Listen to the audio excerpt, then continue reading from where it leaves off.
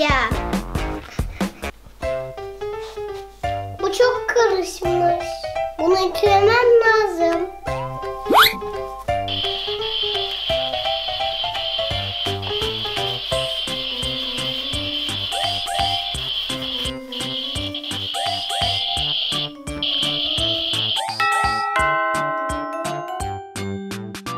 Kapı çaldı.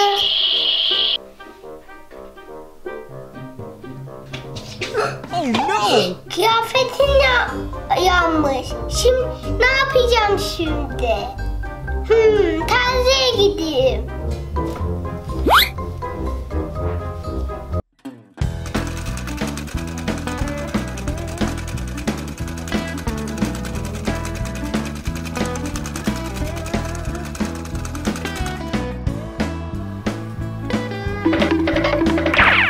Merhaba, hoş geldiniz.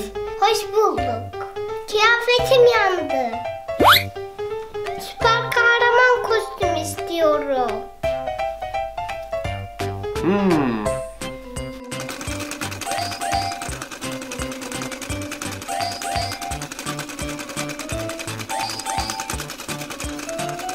Kıyafetiniz hazır.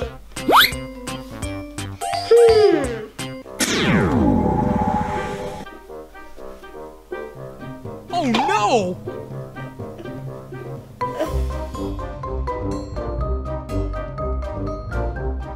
Bu bana çok büyük. Bunu hiç beğenmedim. Bu da ne? Galiba bu büyük oldu. Evet, başka kostüm istiyorum. Nasıl bir şey diksem? Buldum.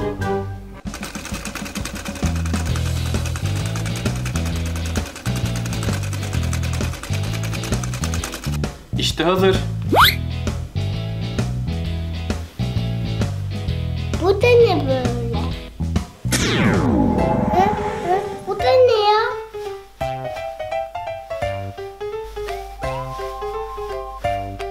Bu çok küçük. Hem böyle bir şey istememiştim.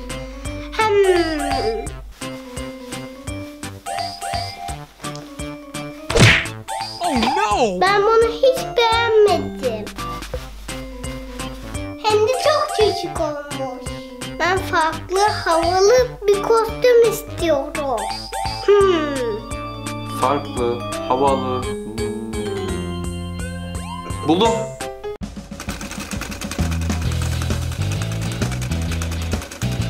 İşte hazır. Bu da ne acaba?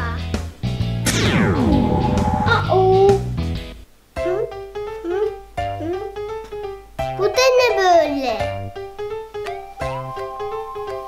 Bunu da hiç beğenmedim. Bana bir kostüm dikemedi. Ben süper kahraman olmak istiyorum.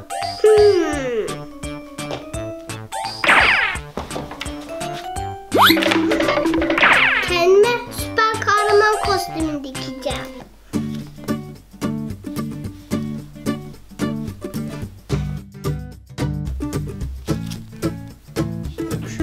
Ne yapacağımı biliyorum.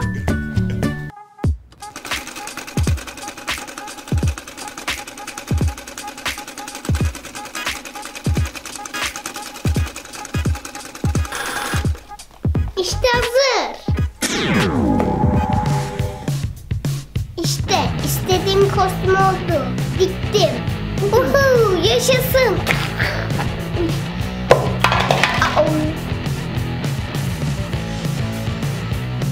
Okay, let's go.